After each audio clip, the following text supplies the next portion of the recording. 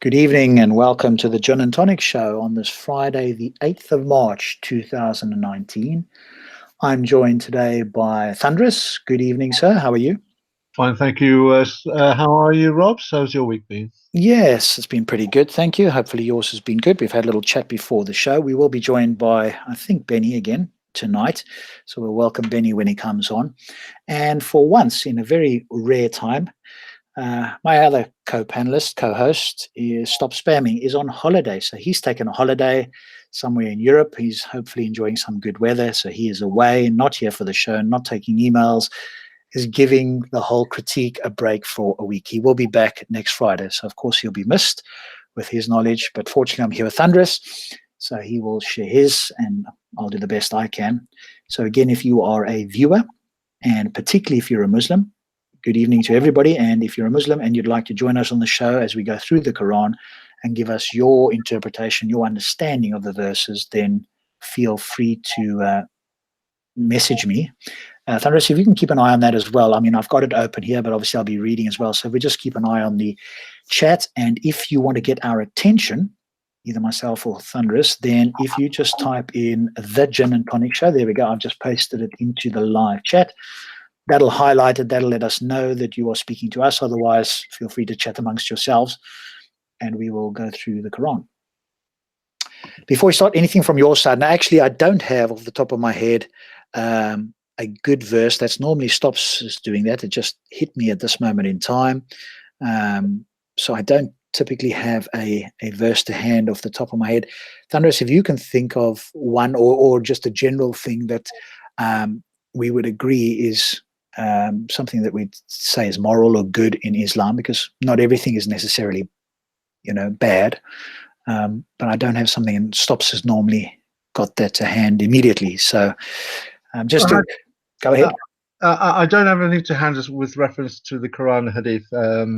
Sorry, but I wasn't prepared or advised as such. But the first thing that comes to mind is perhaps not so much Islamically based, but more Middle East and Asian based as far as the culture is concerned, that in as much that irrespective of the Islamic religion, the Asian identity or the cultural identity that they have with reference to how close families are, I've always been an admirer of that.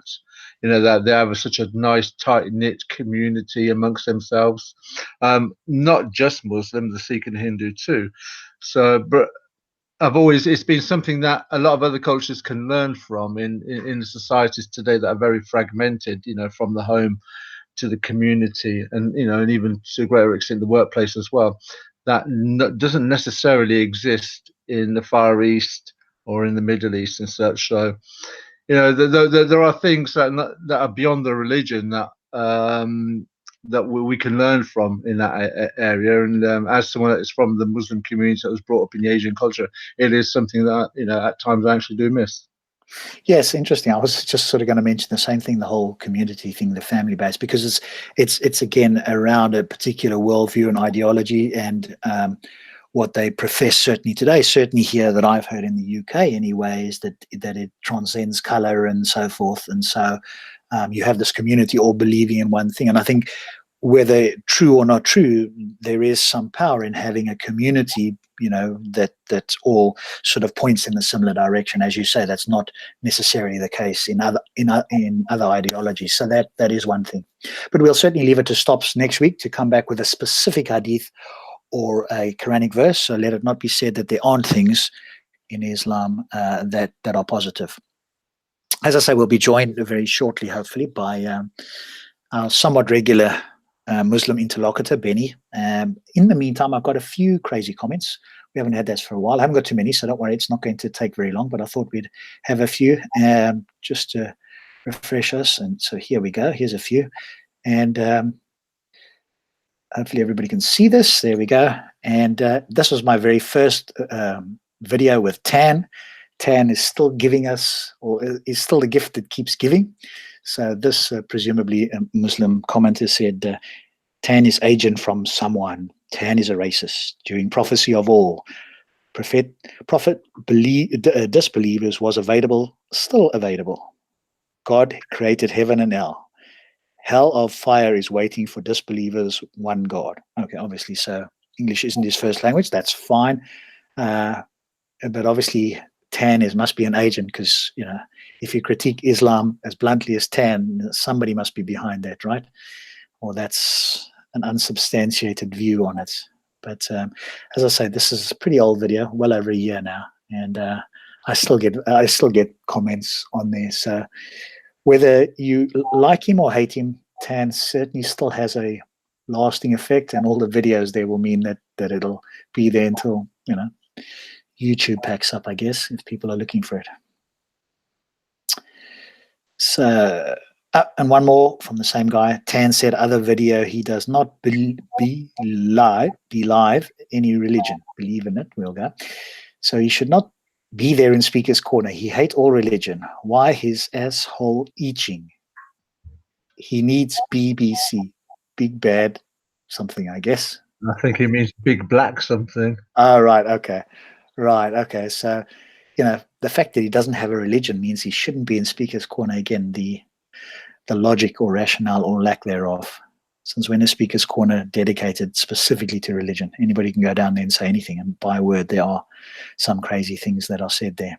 Nothing to do with religion, by the way. There's some other sort of funny things that get said down there. So I'm not sure he said he hate all religion. I know he's sort of more Buddhist anyway. I'm not sure he's really had that much of a dig at Christianity as far as I can remember. I don't know, maybe there is a video, but he's certainly a more than just a vocal critic of Islam, probably the most vocal critic I've ever seen at Speaker's Corner anyway.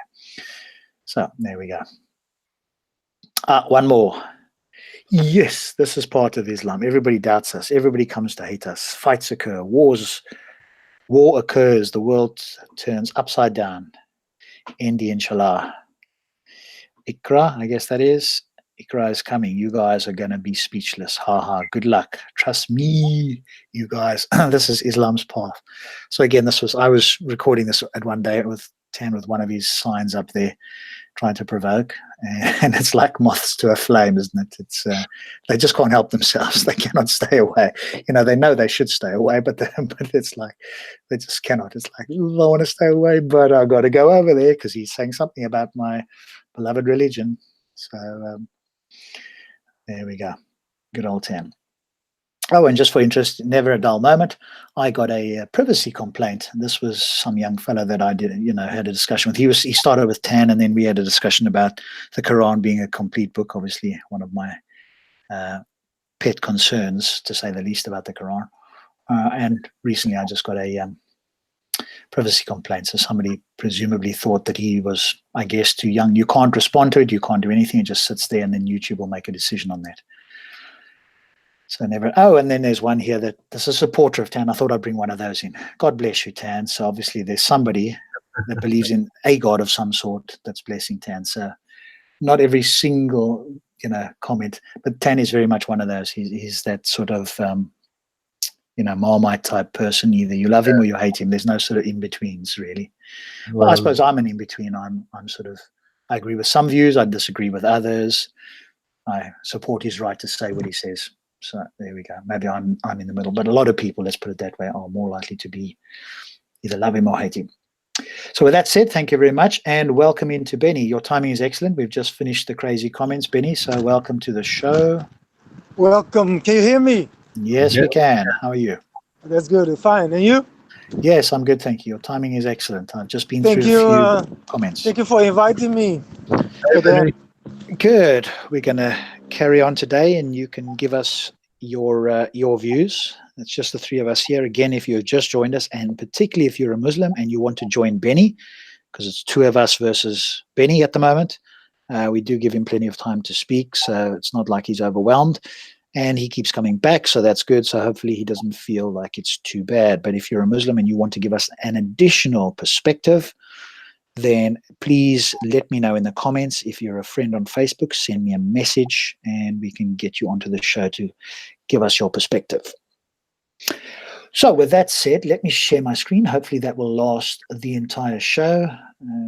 As you may have known, we've had a couple of occasions where the screen sharing hasn't worked so well. So I'm now going to screen share. This was the last verse from last week. Hopefully, Benny, you can see it. This is Quran 2, 135. We won't discuss this. We'll just read over it so it leads us into the next verse, just as a refresher from last week. Sahih International, they say, be Jews or Christians, so you will be guided. Say, rather, we follow the religion of Abraham, inclining toward truth, and he was not of the polytheists. And Yusuf Ali, they say, become Jews or Christians, if ye would be guided to salvation. Say thou, nay, I would rather the religion of Abraham the true. Nay, I would rather the religion of Abraham the true, and he joined not gods with Allah. Okay, so that's 135 from last week, and now we go into 136. Sahih International. Say, O believers, we have believed in Allah and what was revealed to us, and what has been revealed to Abraham and Ishmael and Isaac and Jacob and their descendants, and what was given to Moses and Jesus, and what was given to the prophets from their Lord. We make no distinction between any of them, and we are Muslims in submission to him. Yusuf Ali, we believe in Allah and the revelation given to us and to Abraham, Ishmael, Isaac, Jacob, and the tribes, and that given to Moses and Jesus, and that given to all prophets from their Lord. We make no difference between one and another of them, and we bow to Allah. Do you want to comment on that, Benny or Thunderous? It's difficult for me to comment without actually mentioning, well, for starters, he's really trying to get Ishmael into the Quran as desperately as he can, because Muslims are going to try and claim that Muhammad is a descendant of Ishmael to try and support his claim for lineage from the Judeo-Christian side of things. But so let me ask you this then, and maybe Benny can comment on this as well. What's the significance of that? I mean, surely, is it just to give him a little bit more credibility? Because if God did speak to somebody and he was speaking the truth, and that was revealed through his speech, obviously directly from Gabriel via Allah, surely that would be enough. Or was this just, in your view, Thunderous, and Benny, you can give yours, was this just to give him extra credibility in those early days? It will have given him extra credibility because, at the risk of upsetting any of the listeners that are listening to the show, if you go by the biblical narrative, all the prophets came via the Judeo lineage, or the Judeo, or the nation of Israel, every one of them. Now, Ishmael is the illegitimate offspring of Abraham, for those who want some historical background, through Sarah's maidservant Hagar. Hagar and Ishmael were then, if you like, asked to leave the presence of Abraham. They went off to another location, and very little is known about them. Now, the Arabs would claim, if you like, to be the descendants of Ishmael. So this is where you're getting, if you like, shoehorning Muhammad in and Ishmael in, as that's Muhammad is in the lineage of Ishmael, to try and claim some legitimacy to his prophethood. Benny, do you want to go ahead and respond here? Yeah, I can respond. Ishmael was the firstborn of Prophet Abraham, the father of all three religions, Christianity, Judaism, and Islam. He was the firstborn. So that speaks of its own, it speaks volume.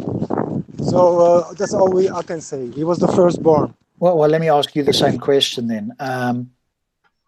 How important is this really? Because if it could have been that Muhammad was not a part of let me step back and ask you this question. Do you think that part of the reason for suggesting this in the verse is to try and link Muhammad as part of the lineage, i.e. that he's one of the prophets, descended from these prophets through blood in some way? Is that what you think this is? No. He was the son of Abraham. Abraham had a noble lineage. You're walking, and there's a lot of wind there, Benny. Can you sort of turn your mic somehow? There we go. That's better. Yeah? You can hear me now? Yeah, go ahead. Okay, sorry. Ishmael was the son of Abraham. A very... That's enough. Prophet Muhammad doesn't have to claim he's from the lineage of Ishmael. No, Ishmael is a claim of itself. that he was the firstborn of Abraham, and Abraham was Yeah. a noble worshipper. So part of reading this verse with Abraham, Ishmael, Isaac, and Jacob, though, just from an outside point of view, seems to want to lend legitimacy in the sense that in the early days of Muhammad preaching this sort of stuff, people would likely have said, hey, who's this crazy guy saying something?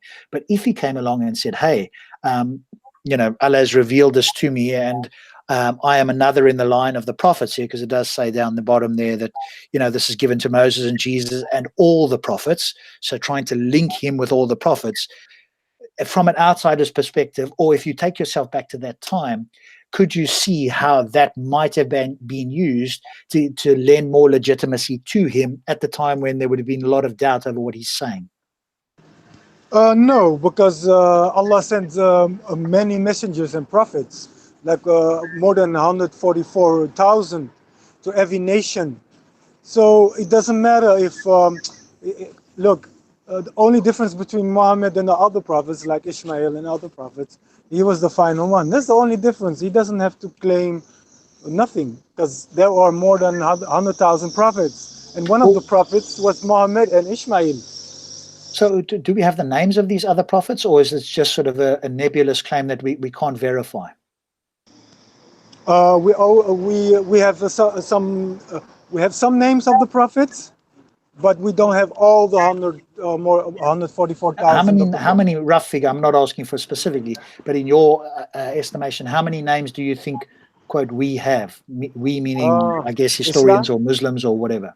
Around, if I'm not mistaken, around 25. 25. I'm not mistaken. 25 out of over 100,000. That seems like a vanishingly small amount. And can I just say that of that 25, all 25 are named in the Bible. So he's not coming with anyone new, like this one went to that land with that book. Or see, this is the thing. It's one thing to mention 144,000 prophets. That's fine if that's the claim. But when you can only name 25, and 25 of those are in the Bible, you would think if this God has sent 144,000 prophets to other nations, they too would have locations, they would have had books, they would have had names, they would have had peoples that they went to speak to, they would have also had a message. And with 144,000, well, minus Muhammad, so that 143,999, there'd be some kind of historical evidence of such like men going to such like locations with a message that is consistent with the Quran or the God of the Quran in those locations, even if it's through some kind of legend or myth. What do you think, Benny? The fact that we don't have any information on other than these 25, which all appear in the Bible, and of course Muhammad would be the number 26, and he's the only one who doesn't appear in the Bible, or well, you claim he does. The Christians will dispute that, but that's a discussion for another time. What's your thought on the fact that, we've only got 25 and we don't seem to have evidence of any of these others? Evidence of others. How can I say, it's not relevant to name all 100,000, 145,000 prophets. It's not relevant because they came all with the same message. Just turn your mic again. You're getting wind on your mic there. Can you hear me now? Yeah. You're saying it's not that important because because it's about we don't see because they came with the same message. They came with the good tidings and a warning. All the prophets came with the good tidings and the warning. Have these prophets? But we don't seem to have any historical evidence of these other prophets, do we? I think it can be that maybe it can be there is some evidence, but we didn't found it yet. Can be. Okay, but that's speculation. I think. Speculation. You're right. Yeah. I mean, we could say that about any claim, right? I think there might be evidence, but we haven't found it. But okay, so that's. Absence of evidence isn't evidence of absence necessarily, but it can be in certain circumstances. I think we should at least proportion our beliefs to the evidence. And if there isn't evidence, then we should say, okay, at the very least, we'd be agnostic. If not, dismiss the claim until evidence comes in to agree with that. But I think myself and Thunderous at least would find the claim of 144,000 prophets to be not believable unless we had more evidence of them. And just to check in with you as well, do you think any of those prophets are still alive today, or were they all between the time of Abraham and the last one was Muhammad? So somehow between Abraham and Muhammad, all these prophets, or are there prophets that subsequently came after Muhammad? After Abraham was not the first prophet. Adam was the first prophet. Okay, sorry, Adam. Yeah, sure. Adam, and then you have Noah. They have. Yeah. What I mean is, yeah. what's your understanding? Do you think that these 144,000 refer to between Adam and Muhammad, or between Adam and now? Adam and Muhammad. Yes, Muhammad was the last prophet. Yes, that's the difference between him and he came with the same message as all the prophets, but only the difference is the last one. So he has the final revelation. That's the difference. Yeah. But I think you could see how we'd be skeptical of that claim.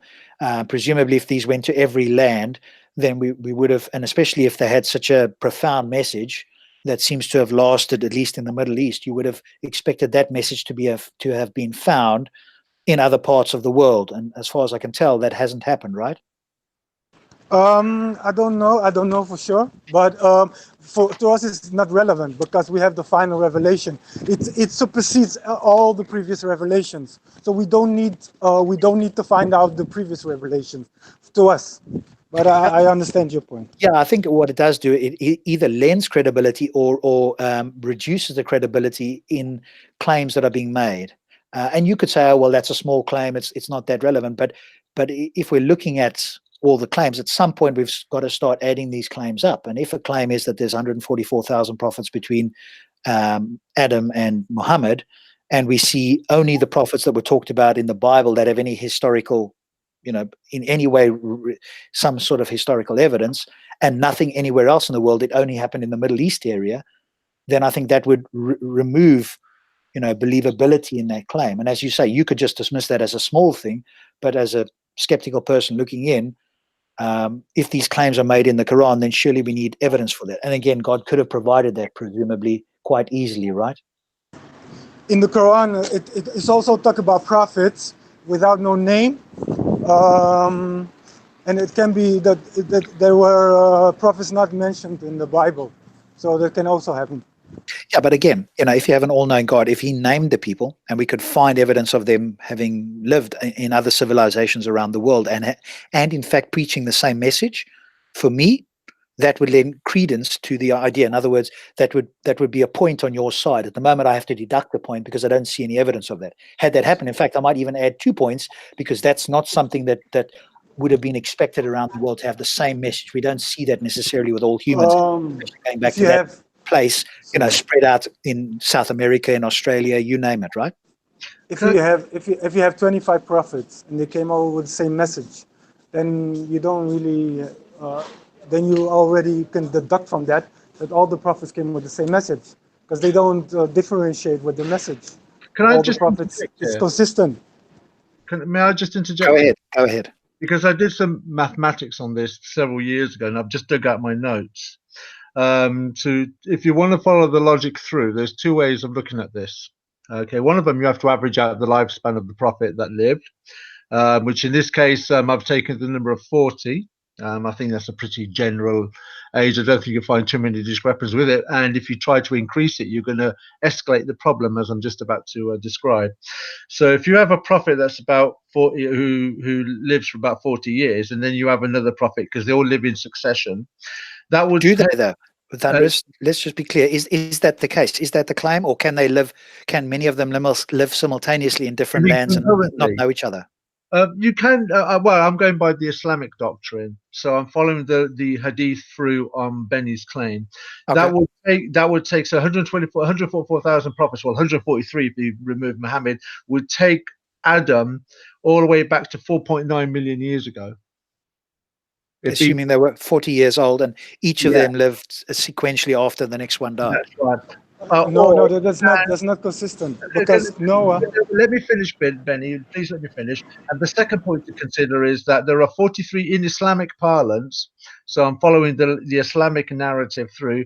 There are 43 generations between Adam and Muhammad, which, if you wanted to live concurrently, and that is average out 144,000 between 43 generations, you would have 2,883 prophets per generation. So if you wanted to have them concurrently, that would be nearly 3,000 per generation concurrently, or one at a time would go back 4.9 million years ago. Okay, So, Benny, go ahead. What do you say? No, the claim that every prophet lived 40 years is a wrong claim, because I I never think said there's that. also I said if you averaged it, if you averaged it at 50 or 60, no, then that's not listen, how we see it. Benny, please listen. I was being generous with 40 because if you said they were 50 or 60 years old, then you'd be 6 million years ago, 7 million years ago. Okay, let me give you my point and you understand. In the Quran, Noah lived for 1,000 years, 1,000 years. Because in the past, the average in the past, but I'm talking about many decades ago, Noah used to preach for thousands of years. That's in the Quran. Okay, So but it doesn't then you're really, taking we then don't you're really taking look at the it that way. family, then you're taking the human being family 20, 30 million years ago, then maybe even more. I don't know. I don't know. I don't. I can. This is the problem, Ben. You see, this is why I left Islam, because when you start looking at the figures don't add up. Yeah, because you don't, you're assuming, you're speculating that, oh, this and how many millions of years, this and this and this. It's all Imagine speculation. it is. You cannot live, you cannot live a Good. religion based on speculation. No, you're It's right. very weak. I can only go by the numbers that the Hadith give. Now, if Adam is the first prophet and Muhammad is the last prophet, I've got to try and work out how many prophets were there per generation, or how how long ago did the prophethood start if it finished with Muhammad as 144,000. And surely, and if Islam in your own halal shops and your DVD shops where you go get your meat and where you go get your wife's clothing, in these shops you can buy posters for the wall with the genealogy from Adam all the way to Muhammad. Okay, now that is not based on authentic Islamic sources. That is just made up. But all of them tend to say the same thing: 43 generations from Adam, all the way to Muhammad. So if Adam was the first prophet and Muhammad is the last prophet, me trying to work out speculation of 143,000 prophets between one and the other, using your own Islamic sources, that's a legitimate thing to do. So either way, based on your sources from your religion, from the shops where you buy your meat and clothing, this is where I've got my numbers from. Yeah, but that's not the way, the correct way to do research, to get numbers from a shop where you get meats and that's not real searching. And Benny, we are now in a realm of speculation. Benny, We're not going nowhere. You saying this, I saying that. Benny. Yeah, Okay, what can I do? the genealogy is from any Muslim location. It's always the same genealogy from Adam to Muhammad. It's the same genealogy. You have no genealogy in the Hadith. You have no genealogy in the Quran. It is your speculation I'm using, not mine. It is your speculation. It is Which your. speculation? What did I say? I don't understand. I cannot follow you. What did I say? Well, it seems You said that we shouldn't use speculation, and you're quite right. But I'm not speculating really. I'm using your sources and your speculation to come to What's the. the source? You said that the source was not the Quran and the Hadith. Then Yes, there's no source. you That's the two main sources we have, is the I'm Quran and the Hadith. yeah, using your Muslim websites. But that's not source. Source is Okay, the Quran. That's the ultimate source. That's but you number one. And then number two is the Sunnah, the Hadith. yeah, but Other than that is just speculation and weak sources. okay, so but you've advised Stops, Robs, and myself to speak to Muslim scholars when we've asked you questions that you cannot provide answers. So rather than refer us to the Quran and the Hadith, you've asked us to go get speculative answers from other people. So that's okay, but you don't like it when we use a Yeah, but the scholars have to prove it by the Quran and the Hadith. They cannot just speculate and just give their own opinion and own speculation. No, that's not okay. how it works. That's not how scholars work. The scholars work on the Quran and the Hadith, authentic Hadith. That's I how think scholars work. I think you need to watch more Peace TV then. And second of all, you need to go into all the halal shops and all the Muslim shops and ask them to stop selling posters with the genealogy of Adam all the way to Muhammad then. Look, shops is no authority. It's nothing. If you have some proofs by the Quran or the authentic sayings of the Prophet, then you have a point. But involving shops and everything and scholars who doesn't have really basis on the Quran and the Hadith doesn't mean nothing to us. It's worthless. You can throw it in the trash if it doesn't support the Quran and the Hadith. No, it can't be that much worthless if they're selling this sort of material in halal shops, though, Benny. That's the thing.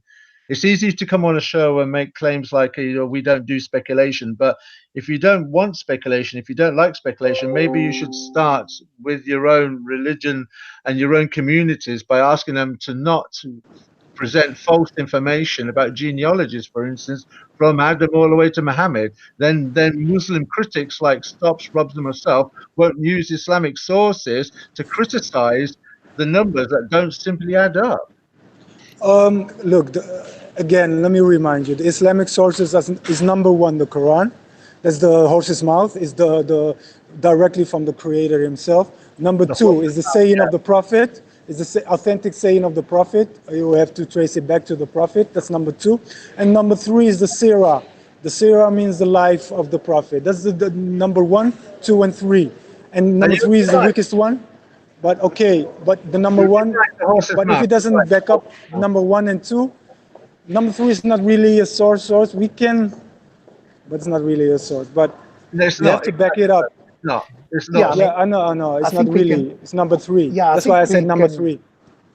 I think we can, the shops are obviously not necessarily correct and so forth, but I think the main point that Thunderous is making, if we look at the numbers, Benny, and even if we take a very conservative age, whether they live simultaneously or concurrently or sequentially, one after another, it just seems like there's so many of them living together at one time. So if we went with the most generous interpretation, which would be that you have somebody that's living, let's say, 40 years old, or even if they were just being prophets for 40 years, in other words, presenting the message for 40 years, and you're suggesting it might have been a lot longer than that, even was only 40 years old, and they live concurrently together to make the time period as short as possible. Thunderous is saying just under 3,000 of them would have been living simultaneously around the world. And we see evidence of none of this. We see some evidence of certain, people claiming to be prophets in the Middle East only. Do you think do you think if you were to be a critical Muslim for a moment, do you think that lends credibility to this claim or removes credibility, the fact that we don't have any other information about any other prophet except in the Middle East? No, it doesn't, because Allah is the all-wise. The two most biggest religions in the world today is Islam and Christianity. So it's relevant for the audience, for the world, that he talks about the biggest names and the biggest prophets. So you can, that's the wisdom. If you talk about prophets, that's not really relevant in this time, and really you know what I'm trying to say? I understand that the most important prophets, let's call it that, by your lights, were the ones that were documented in the Middle East. Okay, but I think all I'm asking you to acknowledge is that it would have been even more. There would have been more credibility towards this particular claim that you're talking about if there was evidence of other prophets sharing the same message. If there were other prophets sharing a completely different message, that wouldn't be, evidence in your favor. But if we found somewhere in South America with Incas, there was an Inca prophet that was talking about exactly this, or so similar that I would have to concede that it's the same message, and then we had an Aboriginal prophet doing the same thing, that would be more evidence in your favor, right? The fact that we don't have that means that this particular claim, regardless of the main prophets or not, but this particular claim seems to me the evidence is extremely lacking. All I'm talking about is this claim. That's the only thing I want you to focus on. I understand where you're coming from, but just on a generalizing point, we can see in the history of mankind, there always was a nation or a group or wherever all over the world. They believed in a higher power, and that you can resemble from that they had the messenger, because they are two. You have a prophet and a messenger, and the prophet can be both. Messengers only deliver message. It doesn't really deliver a book or something. And a prophet comes with a message and a law and a book, and then you have more, I think, evidence for that. But a messenger is just only speaking to the people. But we can see that in the history of Yeah, mankind, but even if that I they granted you, always. Benny, even if I granted you that, they're all sending different messages. You had the Red Indians who believed in spirit animals that were, that took over spirits, and that's nothing to do with the Quran. So even if I granted you that there were some sort of prophets, or there were some people that were communicating with something other than physical beings as we understand them around the world, they all had different messages. So that still doesn't help you, even if I granted that every nation on the planet, which isn't necessarily the case, but even if that were the case, they're coming with different messages. So again, that doesn't help your claim. Even if I was charitable and gave you the fact that there were prophets among every nation on the planet, they were certainly not saying the same message. Yes, Allah says in the Quran that mankind was one group. So we believed in all everything in one God and everything. But we went divided because of greed, because of ego, because of power, because of manipulation, corruption. So that's the claim in the Yeah, but Quran, that that's got nothing to. we Yeah, were one. Yes, but we were in one nation, and now it's all divided because people are people. Even if you can see that people are people, they change the message to, Benny, to to suit their agenda and to suit their ego and their Benny, power. Benny, what you're not making sense is you're stating the obvious, which is an irrelevant obviousness, and that is, well, we were all one group. Well, obviously, Adam and Eve had children, then they had children, they had children. So any family would be one family, and by definition, would be one group. And as the family expanded, naturally, they would have taken more room of the land and spread out their habitats and their locations geographically. Certainly get that. Okay, so you're stating an obvious fact there, which is an irrelevance. But I like what Robs has just said, that because you mentioned that wherever you go, the further back in time you go, that everybody had a religion, and I'm willing to accept that. Let's go along with that. However, when you go to South America, for instance, and you go visit the Aztecs, they were performing sacrifices of virgins where they will allow their blood to drip down the sides of the Aztec buildings. If you go to, say, the Canaanites would perform child sacrifices. The Philistines were performing sexual acts of rites as temple prostitutes or even bestiality. If you go to India, they believe in reincarnation. As Stops has said, the Red Indians, they were very spiritualistic in their outlook, as were the Aborigines as well. I think they were more sort of like worship the land and the air and had respect for physical things, like the land, the air, the water, and such things. The Orientalists, they were more into the philosophies and such. We don't find a consistent pattern of your Allah, whether it was in book form, through a prophet, or a message. There is no consistent story that we can link. And I just want to give an example of a consistent story. Wherever you go in the world, and whatever story you listen to about the Great Flood, the Noah's Flood, or the Flood of Gilgamesh, even the Orientals have their own story. It is more or less the same story. God was unhappy with an unworldly people, ungodly people that are very violent. He brought a great flood on them, and some people in the boat survived. Now, to a greater or lesser degree, the stories differ, but it's always the same sort of story. You can see a consistent pattern. With what you're saying, Benny, we do not see on the world scene a consistent pattern of your Allah and his message. I think there's not a lot else we can say there. I understand you've got some responses, Benny. I don't think they directly address the points that we've made, because we should have evidence, at least of a few outside of the Middle East, and I'm unaware of any outside of the Middle East whatsoever. And that, as I say, if we'd got that, that would have lent credence to this claim. Now, you can, like I say, you can dismiss this claim as like just a small thing, and we just haven't found the evidence yet.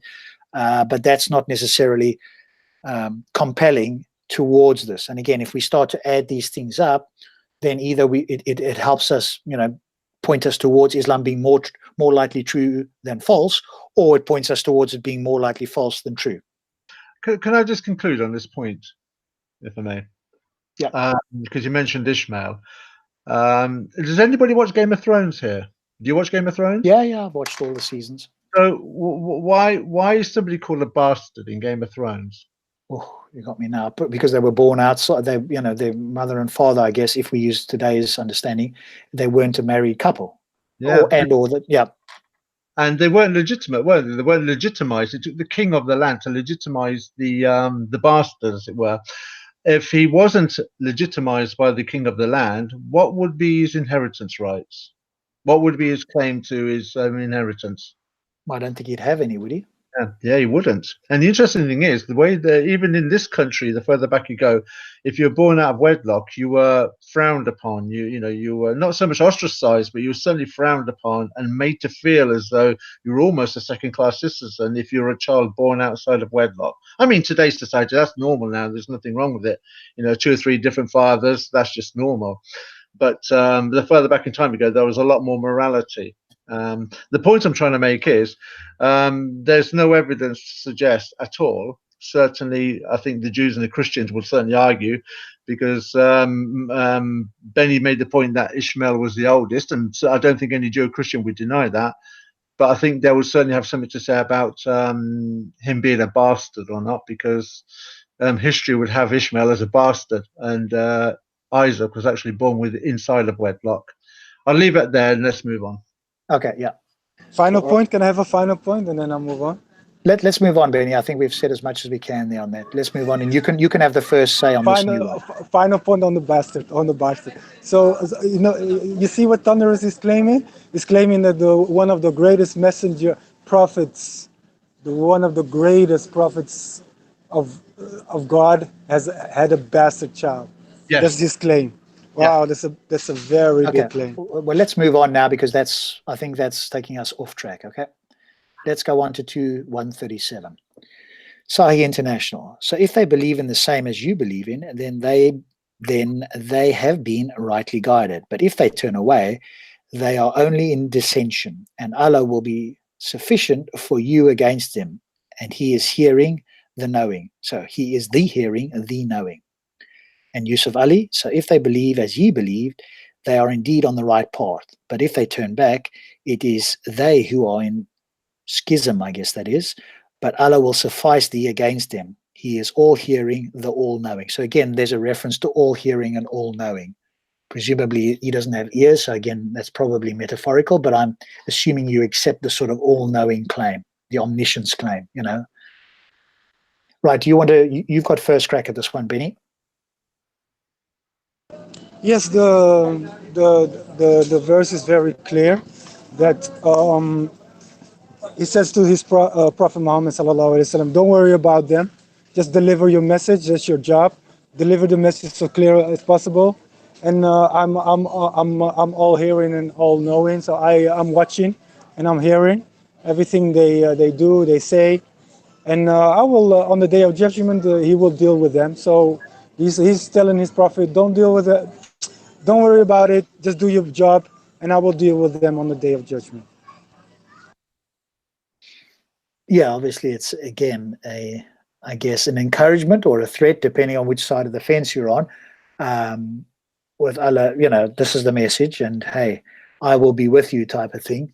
And I guess for those people who want to, again, so let's just check in, Benny. Do you know when this verse was, or to whom this verse was, Muhammad was saying this verse to?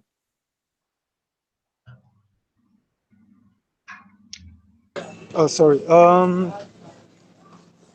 If I read the context, then let's just read the back. Yeah, look, I think we believed. They're talking about we believe in Allah, etc., and the prophets, etc. So, oh yes. Would it be the case that he's speaking to his? See, it's not clear here, at least. And no, again, I understand now. I understand where. If you read in the context, it's speaking directly to the children of Jacob, the children of Israel. So He says, I came with the same message as your forefathers, Jacob, as Abraham, as Isaac. So deliver the message. So he's speaking directly to the Jews, to the children of Jacob. Yeah, people of the book, it says here in the Tafsir, Ibn Abbas. Okay, cool. You want to add anything there, Thunderous? No, I think I mean, the verse.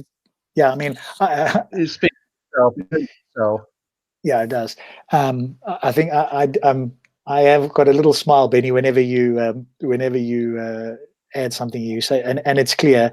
I don't think I'll ever hear you say, and this verse is totally unclear or confusing. I'm sure I won't hear you say that. So when you say it's clear, I'm sure that's I'm going to be hearing that from you without fail. No. If I'm looking at the context, I'm just looking at the context. Okay. If you're following along, because you have to follow along, and if you follow along, then you will understand the context. So previous verses is talking about the nation of Jacob and everything. So for me, okay, great. I can't wait. And the Tafsir says it also, so it's confirming what I read in context. Can I read 138? Can Go I ahead. read 138 from the Yusuf Ali translation? Mm-hmm. Okay, shall we progress to 138 now? Yeah, we're on 138 on screen. Yeah. Okay, I'm going to read from my Yusuf Ali translation. Our religion is the baptism of Allah, and who can baptize better than Allah? And it is He whom we should worship. Allah is a baptizer. I've never. Can you believe it? Allah is not only is Allah a baptizer, He is the best baptizer. Okay, to be fair though, Thunderous, I mean that says it in that translation. The other Sahih International, again, we can question mark this, says, and ours, the religion of Allah, and who's better than Allah in inverted commas, or sorry, in square brackets here, ordaining religion, and we are worshippers of Him. I just want to bring in one or two other translations and see here. Muhammad Pickfeld is normally Muhammad Samwa. We just add Pickfeld here. I just want to quickly see whether that's a theme throughout. So Pickfeld says, we take our color from Allah, and who is better than Allah at coloring? We are His worshippers. You can see what's happening here. They've got to get the word baptism out, because the implication of the word baptism. That's why you've got the word color in some, or ordaining. If it was ordaining, then the Yusuf Ali translation would have the word ordaining. If it was as simple as that. Color is a totally irrelevant, but the word color in context has nothing to do with this. Ordaining is almost like, well, we've got to divert from what's actually Allah's being said here, the baptism, because that in itself, if that's what the true translation is, in translation or transliteration, then that's got heavy implications. Well, I mean, if we take corpus as the accurate translation, i.e., and especially if we go to the roots here, let's just see what it says here. And who is better than Allah at coloring? Female, indefinitive, accusative, noun. So they are saying coloring here, and we to Him worshippers. So if we are using the analysis with the root words, which obviously isn't a direct translation, it doesn't necessarily make sense directly in English, then it isn't actually saying that. So I suppose if we're going to be charitable here, somehow Yusuf Ali has got that word baptism in there, which the root word doesn't have, and none of the other translation. Or no, there is another one. Here we go. Muhammad Sawar. Say, belief in God and following the guidance of Islam are God's means of purification for us. Islam is the baptism of God. No one is a better baptizer than He, and we Muslims worship Him. Okay, so two things here. One, the corpus and the root does not use the word baptizing, but we have two well-known translations that do use the word baptizing. What would be interesting, I suppose, is to know when these translations came out, and I don't have any information on when that would have been. Because if it were the case, Thunderous, as you're saying, that maybe Yusuf Ali or Muhammad Sawar was the earlier versions, and then the newer versions removed that word, that would be interesting. If it was the other way around, then we'd ask, well, why would they suddenly bring that word in when it isn't in the corpus and it isn't in the root? Yeah. But let's give Benny a chance here. Benny, have you got any information on this? I mean, it may be difficult. I know you're on the road and stuff, and this may not be, you may not have this information to hand. No, no. If there's some confusion in the words and everything, we always go back to the original language, and it's Arabic. So we have to check the Arabic how it's understood in that time, in the time of the Prophet sallallahu, how the Arabic was understood. Because if you translate it, you can see it has different translations, different wording. So you don't really have the real definition of the word. So you have to go back to the original language. Okay, we're looking here at the tafsirs as well, and they're talking about color. So it's really strange that they're talking about the word baptism when the word color is in, certainly in Ibn Abbas, in Al-Asra, they're talking about the word color here. Al-Jalalain, let's just see, what does he say? A dye leaves a mark on a garment, better mark. So that sort of points towards color. But if it says it leaves a color, what does that actually mean? Allah leaves a better color. So let's see here. Here's Ibn Abbas. You accept Ibn Abbas and perhaps Al-Jalalain. They're quite well known, right? Benny? Yes, Ibn Abbas is one of the well-known, okay. But he's not perfect. So you keep that in mind. We know nobody's perfect. What we're looking for is a well respected and well accepted tafsir writer, right? So Ibn Abbas, yes. We take our color from Allah, i.e., follow the religion of Allah, and who is better than Allah at coloring? Better than the religion of Allah. And we are his worshippers. Say, we are monotheists and acknowledge that we worship him and declare that he is the one true God. Okay, I think he's got more out of it there. I don't know why he's using color. I don't know. For me, I cannot follow also. Well, let's just have a quick look. Yes. Al-Jalalain, the mark of God. This denotes his religion, the one towards which he made human beings naturally inclined, as it leaves a mark on a person in the same way that a dye leaves a mark on the garment. Okay, again, that's right. So he's claiming that the mark of God denotes that it sort of leaves human beings naturally inclined as it leaves a mark on a person. He's trying to suggest that this color is like leaving a mark on a garment. Such is so he's trying to make the color seemingly analogous with color on a garment so that you're marked in some way. I'm not sure that, again, one would have to look. I've only got the basic Al-Jalalain thing here, but that seems a bit of a stretch to me on first reading. But the mark of God is that we believe in God and he marked us with a particular mark. Well, what mark? Every adherent of the belief or creed is marked inwardly by the mark of his religion or creed. So why use the word color? If you use the word mark, a couple of these tafsirs talk about the mark. So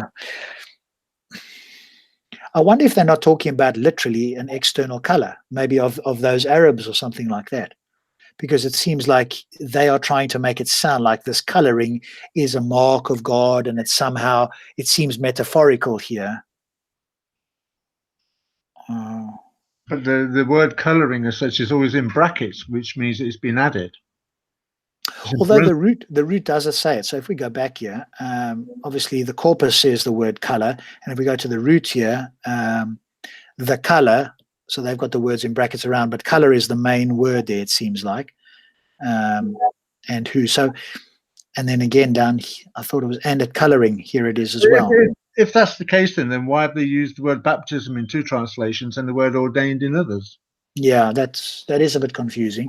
So it's the simplest thing to do color, and I'm sure that the Arabic is easy to translate when it comes to the word color. Because the color of Muhammad and the color of other things are mentioned every now and again. So it doesn't make sense that if you're going to use a word, that you would use the word color, because in context that sentence doesn't sit right when you're using the Allah is the best of colors or the color of Allah. That don't make sense. If it was ordained, then the simplest thing would be to say ordained or anointed or appointed. There are other words that you can use. Yeah, and again, this translation, this tafsir here, says, and God's color, who is more beautiful in color than God? Then we bring people who have come out in the color of Tawheed and who are adorned with the attribute of love and colored with God's color, which is colorless. Exactly, God's color, that's color. It's a sentence that means everything and nothing. It contradicts itself. Yeah, that just sounds dumb. But if you weird. look at, if you go back to the audience that Muhammad would have had back in the 7th century, and he's talking to people of the book, well, who was baptizing? Who would be a famous Oh, John baptizer? the Baptist, right? There you go. So you've got to think about. I mean, for Christians, I mean, Jesus, to be a Christian, you have to get baptized. That's what they do. Yeah. So Allah's making it clear that he's the best baptizer, and there's one famous baptizer that we know of. If if he's talking to the Judeo-Christian audience, he's got to try and be competitive, hasn't he? So it would sit right with the narrative that you've read in the Quran already of his audience and who they know and what they're known for. So, Benny, do you think it's plausible that Allah was referring using the, or what some translations say baptize, some say color, but the intention here is to suggest that it's somehow along the lines of John the Baptist, and therefore, and God supersedes John the Baptist, for want of a better word, to encourage people of the book to follow Muhammad. Would that be plausible? Do you feel that that's a reasonable assumption? No, I think the message is that Allah's religion is the only religion, is the best religion. So it's the best. How can I say that? It's the best color. Is the best. Is the best. Yeah, but obviously it gives you. Muhammad needs to convince people, right? Because they're not just going to believe him because he says so, right?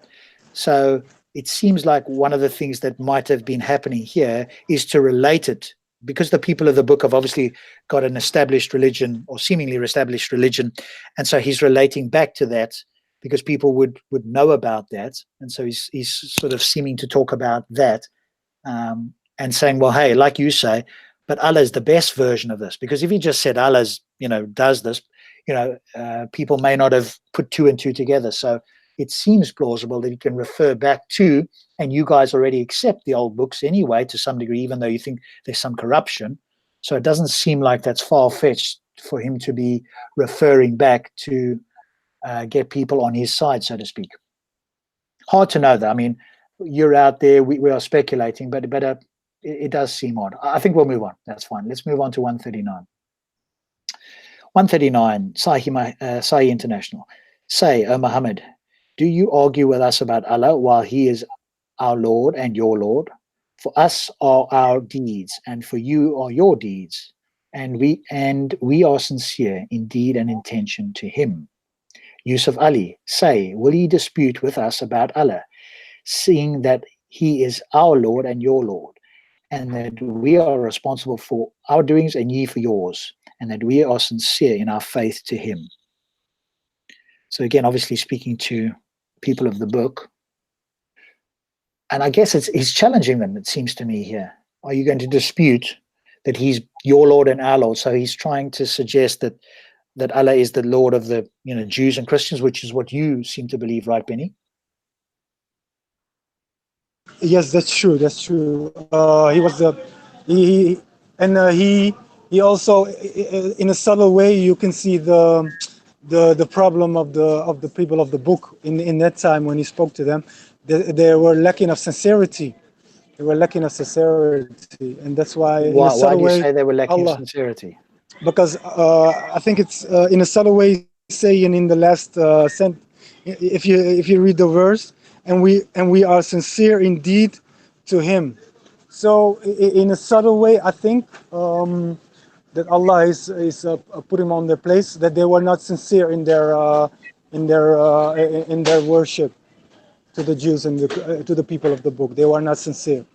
Yeah, I mean, that could be the claim that's being made, right? Yeah. Hey, follow me because I'm more sincere than what's come before you, type of thing. And one thing, look, they only follow the lineage, like Thunderous said before.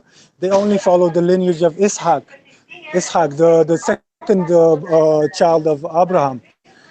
So they only follow lineage, and that's not sincerity, because you have to follow with God come with. If God come with something, then you have to follow that. So they were not sincere in their true worship. They only were sincere in their lineage and not into the worship to God. So they were exposed. You're not following God. You're just following your lineage, your forefathers. Yeah, I'm just looking at something. One of the I haven't been watching the chat, so apologies for that. Somebody in the chat brought up something here. So I just want to go back for 1 second to 138, just for a moment here. So let me just share this on the chat. So thank you for who brought that up there. I mean, we've been looking at the tafsirs, etc., but here is a, just bring this up here.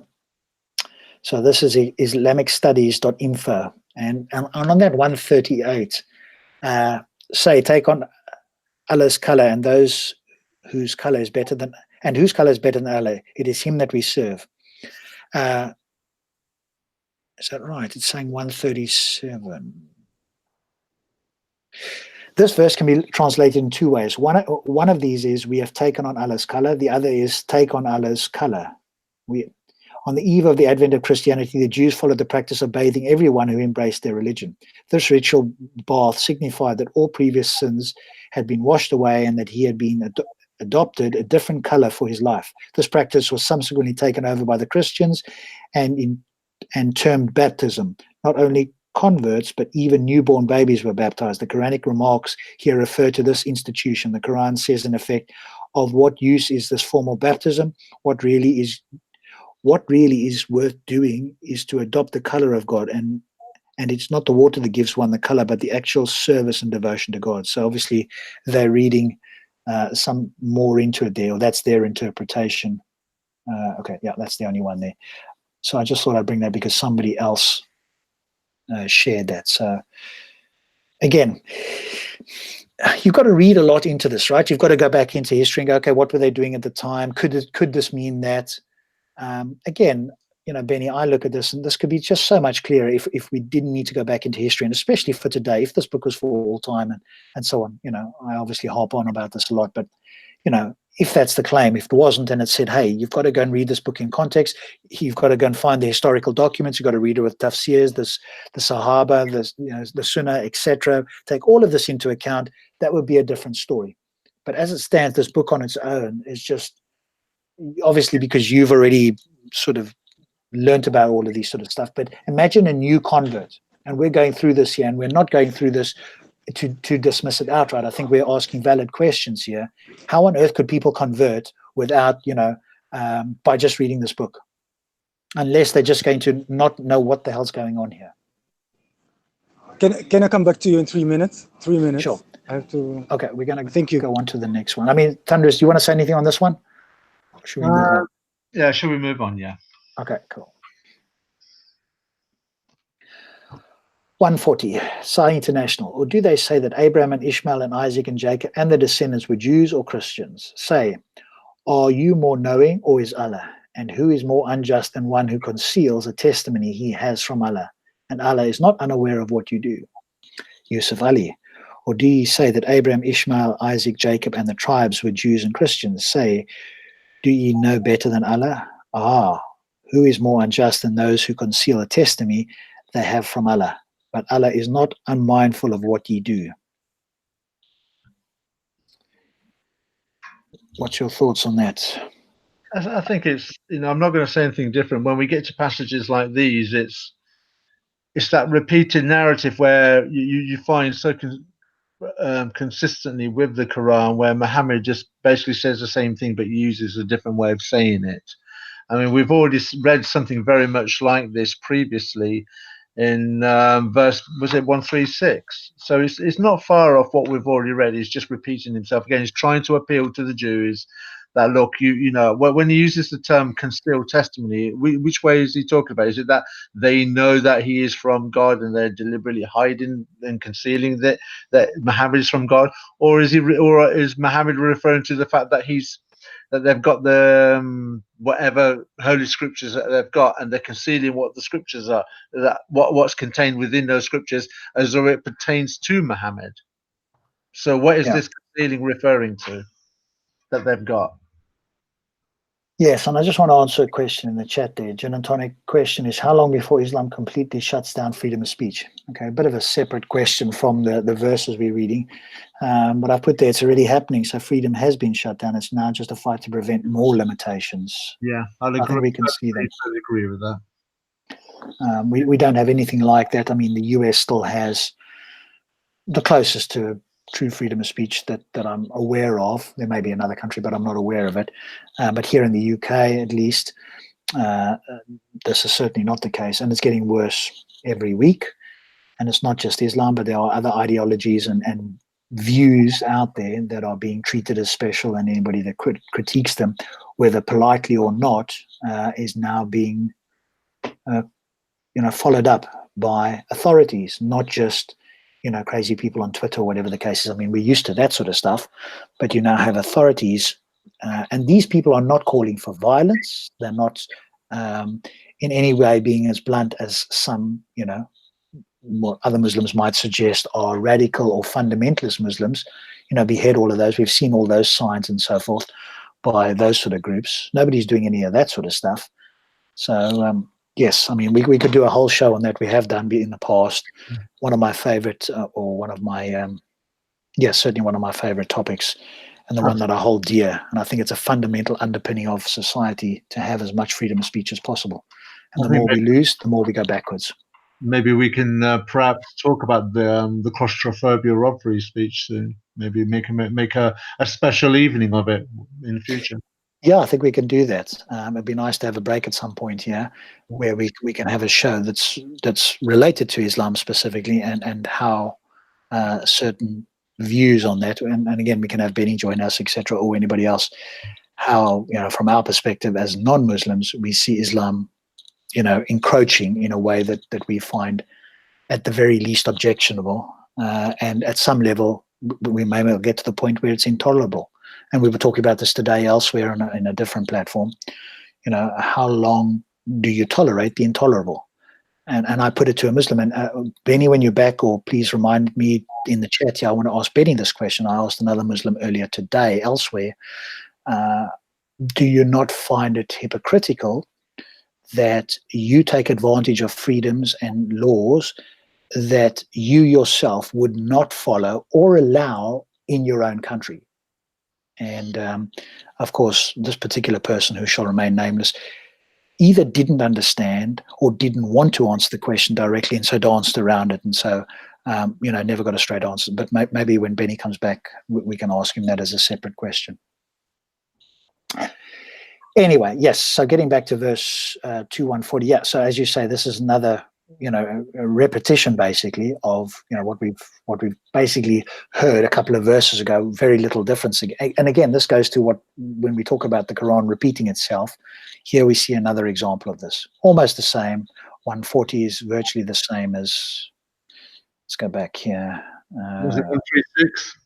Yeah, probably 136. So it doesn't take us many to go back. Yeah, there we go. 136, very similar. There's no difference between one and the other, and they bow to Islam. And so we go forward just a few verses to 141, literally 5 verses later. Well, no, previous one.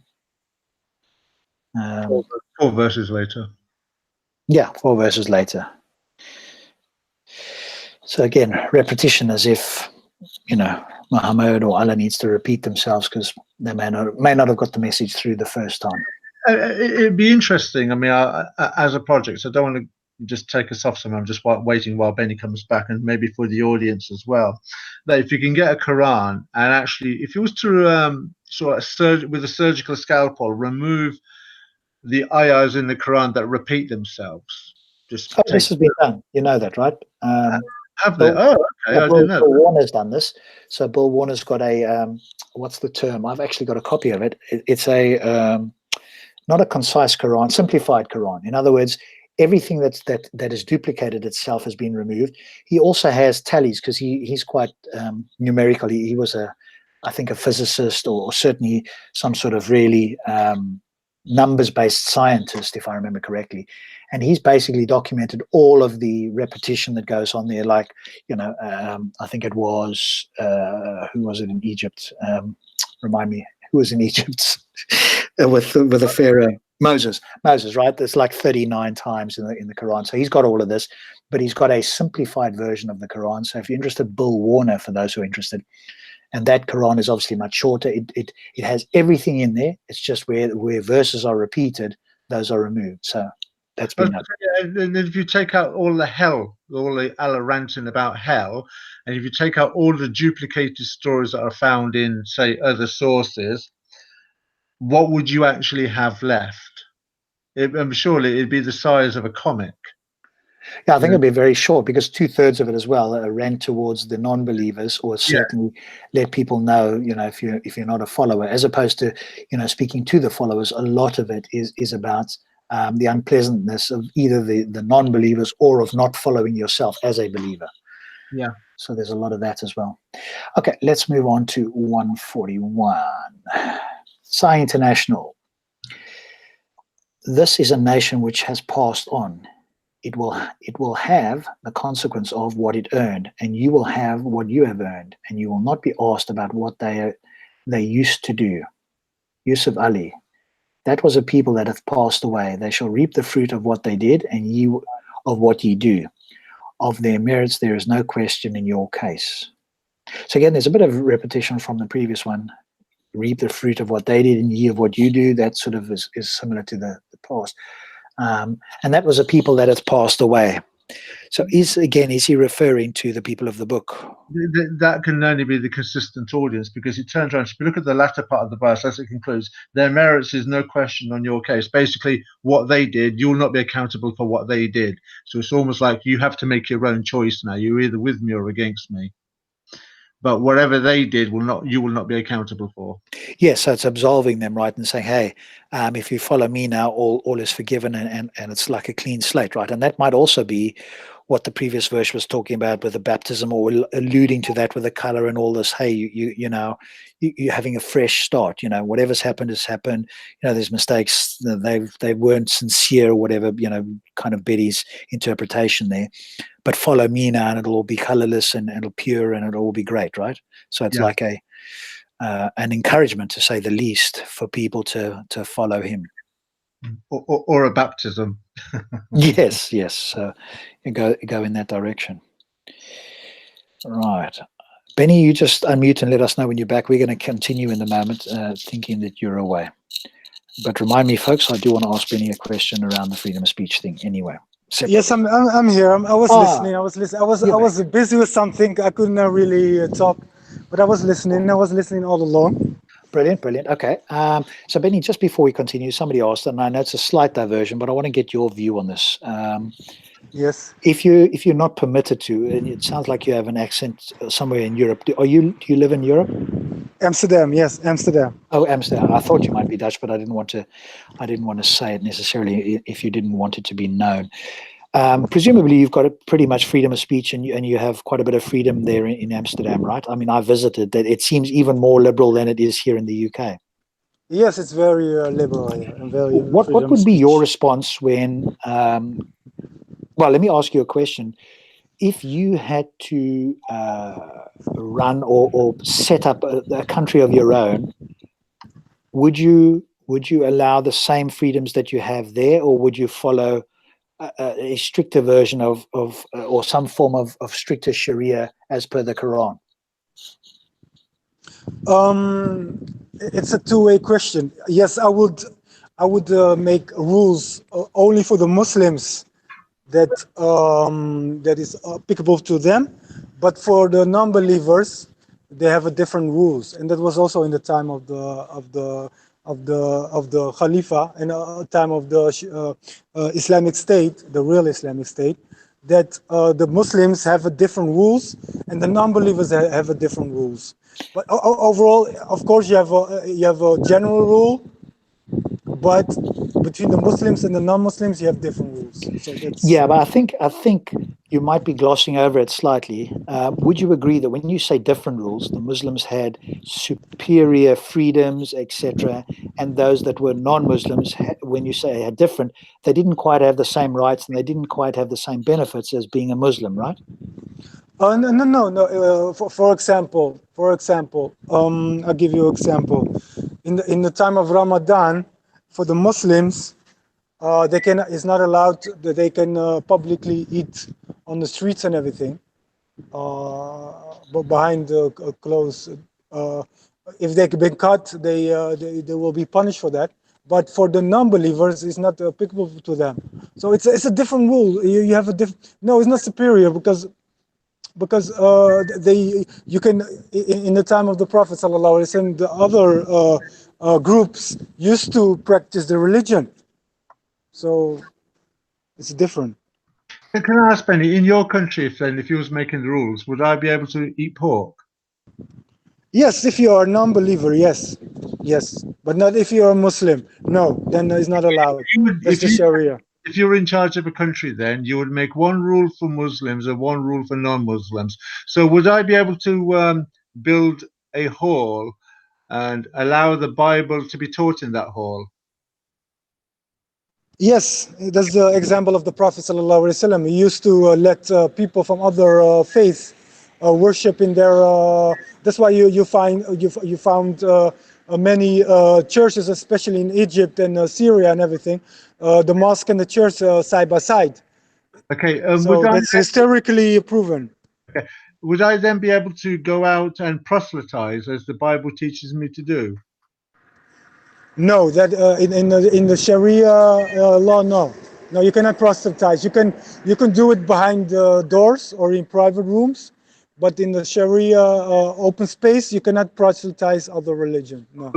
Could I marry a Muslim woman? No, that's against the rule. You cannot marry a Muslim woman. Would a Muslim man be able to marry a Christian woman? Yes, he can marry a Christian woman. Yes. Okay. Okay, so they're going to be different rights, but Benny, do you see that would be a problem? Why? So if you can post a source there, I'm happy to. I know there's a hadith that talks about this. I was trying to find it, but if you can post the hadith about how a non-Muslim must allow a Muslim into their house, how they must step on the other side of the road, etc. There is a hadith that talks about the being a second-class citizen, right? I was going to go down that road. I was gently easing myself into it. Okay, all right. But Benny, I mean, for example, in your sort of state, your ideal Muslim state, would we have the ability of freedom of speech, including criticizing Muhammad? Yes, you have the freedom to criticize, but in the Islamic state, you don't have the freedom to insult. No, and who decides what an insult is, though? I think if a Sharia is implemented, then you will have a clear guidance what is insult and what is not. So you cannot cross the boundary. Okay, so you would be happy with limited speech, and you would want a Sharia rules for yourself and the Muslims, but you claim that you would allow different rules. Let's just use that term for non-Muslims, right? Yes, because the Sharia is for Muslims. It's not for non-believers. Okay. Non-believers, you don't have to fast. In the Sharia, you must fast if you're a Muslim. You don't have, you can eat pork. In the Sharia, Muslims cannot eat pork.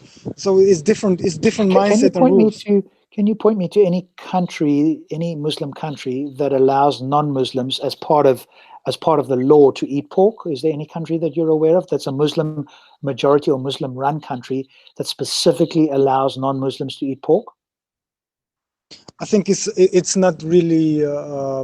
I think because of the majority of Muslims, nobody exports pigs or has pork because it's not really beneficial, because it's not profitable if you have a country with a majority of Muslims. So I think the pork is not really available in Muslim countries, and economics wise, it's not really smart to have pork in Islamic majority of Muslims. Yes, so obviously we wouldn't be able to eat pork because you wouldn't be able to get hold of it. But here's the bigger question that I want to ask you specifically, Benny. Do you not feel, though, that there's a level of inconsistency, let's say that, for you personally, because you're enjoying the freedom of speech and other freedoms that you don't believe in and wouldn't allow in your own country? So I guess what I'm asking is, why don't you limit yourself to the same lack of freedoms or limited speech that you would have in your own country? Because I asked a Muslim in this country and I didn't really get a good answer. So do you understand the question? Can you respond I to that? understand the question, but you have to know this. I live in Amsterdam, and in Amsterdam, there's no rules or laws that is against my religion. I can practice my religion, and I have the freedom of speech, but the laws of God is higher than the laws of the country, because God says don't insult people, don't curse at people. So even if I have that right that the Amsterdam and Netherlands is giving me, I'm not going to use that right because I have a higher authority. You follow? Yeah, no, sorry. I think what I'm asking you is more along the lines of, why don't you limit yourself and say, hey, I'm not going to do X and Y, even though the country allows me to, because I don't believe in it, and I wouldn't have it in a country that I, set up. So why? It just seems to me that if you were going to be consistent, you would limit yourself to the same laws that you would have, even though you're entitled to have more in a more liberal society. Why don't you limit yourself? What do you mean limit myself? I just follow the law. I just follow the law, and if the law is not contradicts divine law, then I can just follow the law, and I don't understand by limit. I don't limit myself. Netherlands doesn't limit my life. It doesn't limit my life. It doesn't affect my life. It doesn't. I cannot really follow what you're trying to say by limit. I don't have to limit. There's nothing to limit. Yeah, no, okay. Maybe I'm not making the point clear. I see Waiso has joined us specifically, possibly to talk on this, is it the Hadith? Hey, Waiso, how are you? Hello. Let me just say firstly, Muhammad Islam, come on the panel now, because a couple of weeks ago you called me a liar, but I had to go to work. And then when you got on here, they said, okay, disprove what he said. And you had to agree with everything I said. So bring it, because I got about an hour before I got to go back to work. Okay, so Benny, a couple of things you said. You would not be judging by two different laws or two different standards. You would be judging by the Islamic standard, the Pack of Umar. Okay, because what you would be doing is holding now this standard inside this country that you would allegedly be running would be based off of Islamic rulings, correct? And that's how everybody would have to conduct themselves. Now, true, there would be two different standards of which the law would be applied depending on the person's religious base. But what you're saying is not true.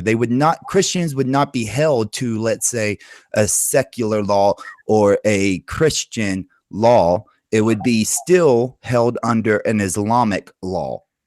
So what you said was a false premise. And then you mentioned when Thunderous asked if he would be able to build a church, and you said, yes, of course. Ask any Islamic scholar if you're allowed to build a church inside of Islamic ran countries that are not secular, because you're not allowed to, and they're not even allowed to be repaired. Okay, if they do exist, like you mentioned in Egypt, oh, you'll see a Christian church and then you'll see a mosque right beside of it. Which one was built first, Benny? Don't act like there weren't Christian churches inside of Egypt and then the Muslims came and then built a mosque right beside it, because that's exactly what happened. It's not, there are a few like Instagram pictures or posts or whatever going around where it shows people in Iraq, Christians in Iraq are rebuilding churches. But the difference is it's a secular country at this point. I wonder if that was happening inside of Saddam's reign when he was leading it through a sectarian religious premise. It wasn't. Okay, do you want to put a question specifically to Benny, Waiso? I want Benny to tell me, what are you saying that this country that you would build is this idea based off of, let's say, Muhammad's Medina or the Pack of Uthman? Okay, that's a good question. It's based on Muhammad, Prophet Muhammad sallallahu alaihi wasallam, Medina. And first of all, if you want, let me clarify myself. Sharia law only works if the majority is Muslim. So you cannot Now, have okay, now that you actually cannot. brings up a good point. But That it's actually not brings up a good point because I Do you want to understand? ask you You this. cannot. You Yes, cannot. yes, You but Let I cannot him want to finish. ask you impose. this. Why, so let him finish Okay. responding Okay. to Sorry. yours, and then you can jump in. Yeah. I just want to make it clear. You cannot have a Sharia law in England or in Netherlands. It doesn't work. The majority has to be Muslim. Then it works. You cannot have a minority and then impose a law. It doesn't work. There will be Okay, chaos. There will we be. understand that, Benny. Muhammad did So that. that's the, Muhammad did that in Mecca, didn't he? He was the with minority. agreements. With He, agreements of the people. Benny, Okay. what I Okay. just Another said went point. against what you just said, Okay, right? well, one point, and then I'm finished. One point. Okay, there are two criterias to have a Sharia law. One, if the majority is Muslim, Muhammad didn't follow uh, that rule, did he? and Inside the the second Mecca when he criteria conquered. is if the people agree with that.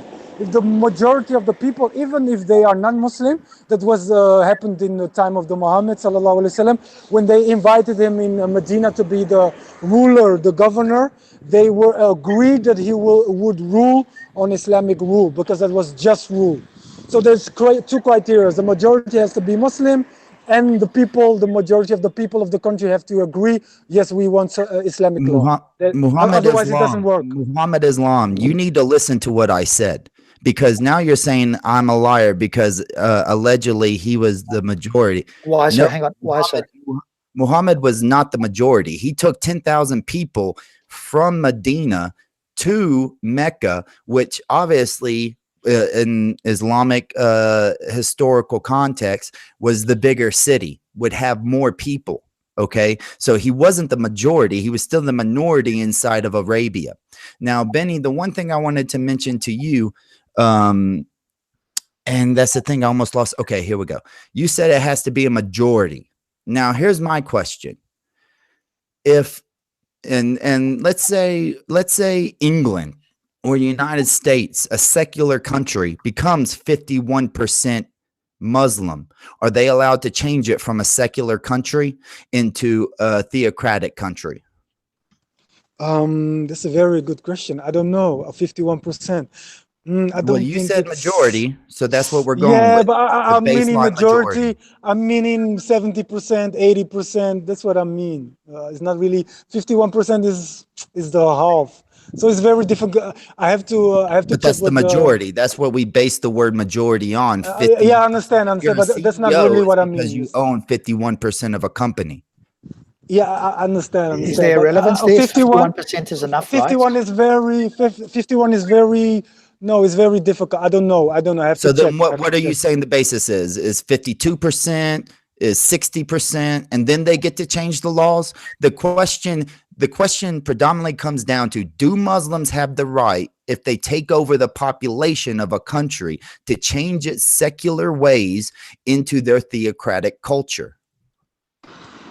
If the majority wants Islamic law, then why not? If it's if everybody says, yeah, the majority says, yeah, we want Islamic law, we want to rule by that because the So other system doesn't work, and you can see clearly the other system doesn't So work. then you can So see, then you could see why mass migration from Islamic countries is a huge problem into westernized countries. Then, if people hold the belief, if Muslims hold the belief that if we just outnumber you, then we can change your whole country due to our whim. You could see where that's a huge problem, especially with secular ways and laws. I understand that, but I think it's not that easy. It's not that black and white. You cannot just Well, actually, it is. take over a country and say, I'll put it "Oh, this we way. want Sharia law." No, it doesn't work. It will be chaos and Actually, everything. But Benny, that's not really. actually, we'll use America, which is a huge Christian nation. I believe 40% still believe that the Bible is literal, the inherent word of God, and somewhere around 60% is still Christian. But they take it more as a religious stance. But we still have laws in place to where if you try to impose a theocratic dimension inside of our societal government laws, then there will be pushback and backlash, and it will be deemed unconstitutional, and you can't do it. So, but what you're saying is that you believe, and if it's just and this isn't meant to be offensive, Benny, but but I know that you are not as well learned as some other Muslims. So if you're not as well learned as other Muslims, and other Muslims who are more well learned definitely hold this opinion, then there's a vast majority that becomes a scary concept to people who believe in secularism and the idea of mass migration. Yeah, I think we've moved off to. I can see where you're going with that, and this was really just to get Benny's view on how he would set up a country, and whether. And he also didn't seem to understand the point about whether there's some inconsistencies there. So, I mean, we can go down a rabbit hole there. We can go more into this in the after show, because I'm not going to let the show run too late. So stay with us, why? So you can comment on the verses if you want as we go through, and then we can go straight to an after show. So. I will put links in for that as well. We'll do that on Discord rather than but here. If I may, because this will get right into it, because Benny did answer a question. He said that he would base his country off of Muhammad's Medina, right? Now, yes, that's Benny, correct. Because Prophet Benny, Muhammad is do the you believe- ultimate authority. Omar is not the ultimate authority. Prophet Muhammad is the ultimate authority. So As a human Muhammad being. was- As a human being. So Muhammad is the ultimate authority as a human being. Did Muhammad ever mistreat anybody or treat people unfairly? He was known as a just ruler. That's why they invited him in Medina, because they knew about him. They knew about his character. He was an honest person. There was many cases that he ruled against his own brothers, his own Muslims. When a Jew and a Muslim had a conflict, he ruled against the Muslims because he's just, and vice versa. So it was known, established that he was a just ruler, and that's why he was invited in Medina as a governor, as a ruler. So you think that it's just to tax a people and then change the tax instantly to 50%, let's say? Like if somebody makes a standard and then they just come and change it and come and take more of your stuff, okay? Or do you think it's fair? Like, so then based on your Medina, you would ride around, and then if people didn't do the call to prayer, you would attack their towns because Muhammad did that. Is that just? I have to look into that. I have to look into the in what happened really, because I cannot really comment on it, because I'm ignorant. I'm not really knowledgeable about Okay, that. well, okay, that's fair. Well, I'll tell you what happens. Muhammad goes to a Jewish town, just riding around the desert, goes to a Jewish village. They don't do the call to prayer, so he yells Allahu Akbar, okay, and then raids the town, and they say Muhammad has come to destroy us. So is that just? Because you were saying that there would be a separation between Islamic law and Christian law or Jewish law and such, but Muhammad definitely made these people do the call to prayer, and if they didn't, he would raid them. So how is that just? I have to look into that. I cannot comment on that because I don't know if it's true, if it's authentic. And about the Islamic law, look, Muhammad sallallahu alaihi wasallam ruled under the Islamic law, but the Christians and the Jews could practice their own religion. But the general law was Islamic law. That was the general law. So you would make them also have to wear. So I don't know. I guess I'll pass. Yeah, I guess I'll pass move on. because this is a. Let's Benny, no offense, you just don't know enough about it, you know. Because yeah, I mean, he said that though. Why? No so problem, no problem. On. That's why I have to. That's why I have to investigate. But in I'm Islam, not going to comment on something I don't know. It. Well, that's the thing. You tried. You just shouldn't. Okay, well, let's move on. I mean, let's move on. There's not a lot else we can say. That he's not going to know much about that. So let's move on to the verse. I've also sent you a link, by the way, for Discord, and I want to post that here as well for people. Again, we'll do an after show on Discord for those who are interested. I've posted the link in the live chat. You can do it through your browser. You can download the free app on your mobile phone or on your computer, and you can join us on the Gin and Tonic Show server on Discord, which we'll go to after this. So with that said, let's just go back to the verse here. So this is verse Surah 2, 142, reading Sahih International. The foolish among the people will say, what has turned them away from their Qibla, which they used to face? Say, to Allah belongs the east and the west. He guides whom he wills to a straight path. Yusuf Ali, the fools among the people will say, what hath turned them from the Qibla to which they were used? Say, to Allah belong both east and west. He guideth whom he will to the way that is straight. You want to know something that's interesting about this one?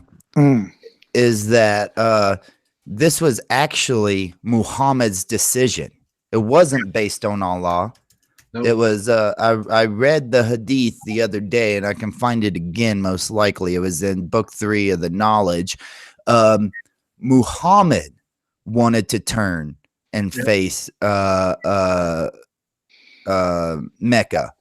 And when he did that, they had to go around telling everybody, oh no, Muhammad changed it. And then it became part of the Quran. Can I reply to that? This verse is talking about before we used to pray to Mecca. Used to pray. I just mentioned wait, yeah, I know, but I want to make a point.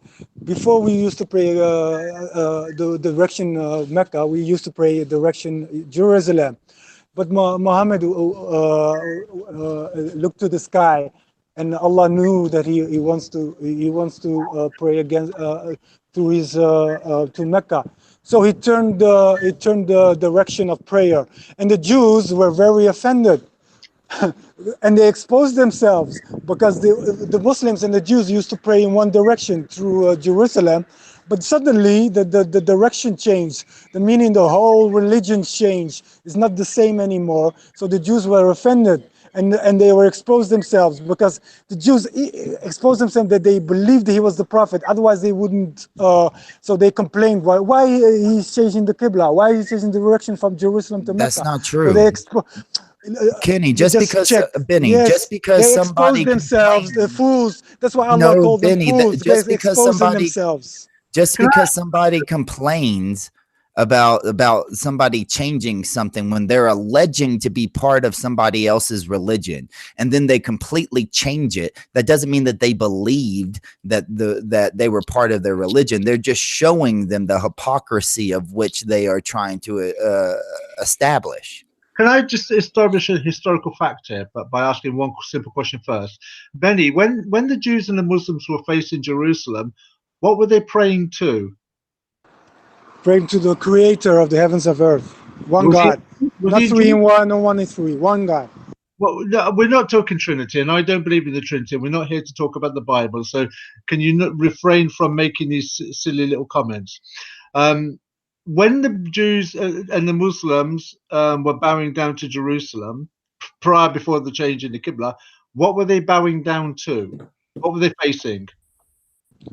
The direction of Jerusalem, like the Jews used to do. I don't know exactly how and what, and the details I don't know. But I know one thing, they used to pray direction Jerusalem. But now the whole religion changed. Now we know what the now is. I'm just trying to understand, because you see, historically speaking, the temple in Jerusalem was destroyed by Cestius Gallus in 70 CE. So for 530 odd years, what were the Jews and the Muslims praying to? I don't know.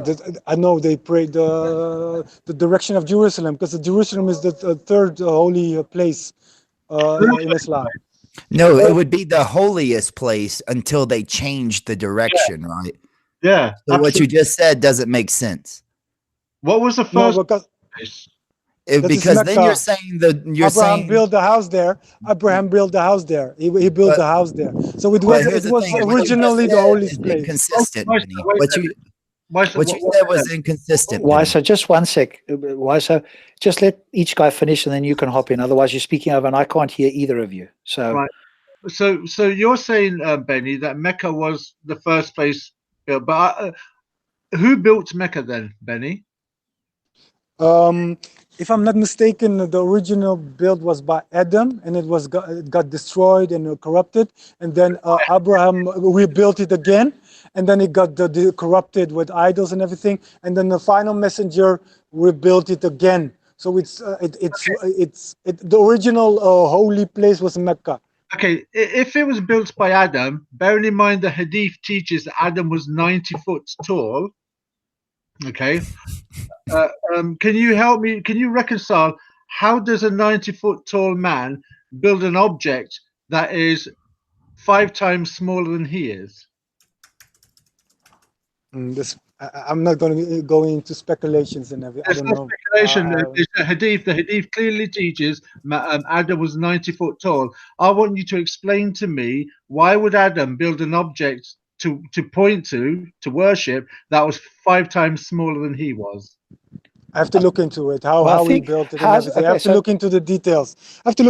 But for me, it's not really a big problem. Okay, but I have to look in the details. Thunderous, what's the main point there? Because I think somebody could answer the fact that, hey, he built it so small because he knew that his offspring would become smaller than he was. He didn't know, because there's nothing to say that he did know. It's no, just, well, maybe he just got a revelation. He had connection with Allah, so Allah would have told him. Right? It's very easy. It's no problem, man. You're speculating. We don't allow speculation, remember? If it That's true. That's so when we move on, this is speculation. Just move on. How many things do we have to move on from? Because what I'm getting at is, firstly, you messed up. You said that Israel is the third holiest place. Then that would mean that Muslims were praying to the third holiest place until Muhammad decided to change it.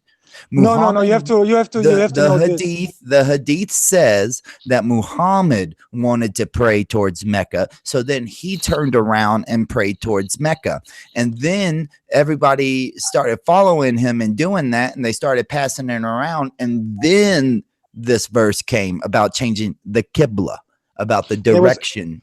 You have to look. It was a strategy verse, because when the Qibla changed to Mecca, that means you have to take over Mecca. That was the strategy. Well, actually, so he was preparing them, mentally preparing them for war against the Croatian Mecca, and to take over Mecca, because at that time Mecca was still an idol place with many idols. So that verse it's confirming, okay, now you have to take over Mecca and destroy the idols. It was a strategy verse to prepare mentally the Muslims. Speculation, dude. You said no, it's true. Just speculation. It's true. No. You could ask every scholar. It was a strategy verse. Kenny, why should I trust you about scholars?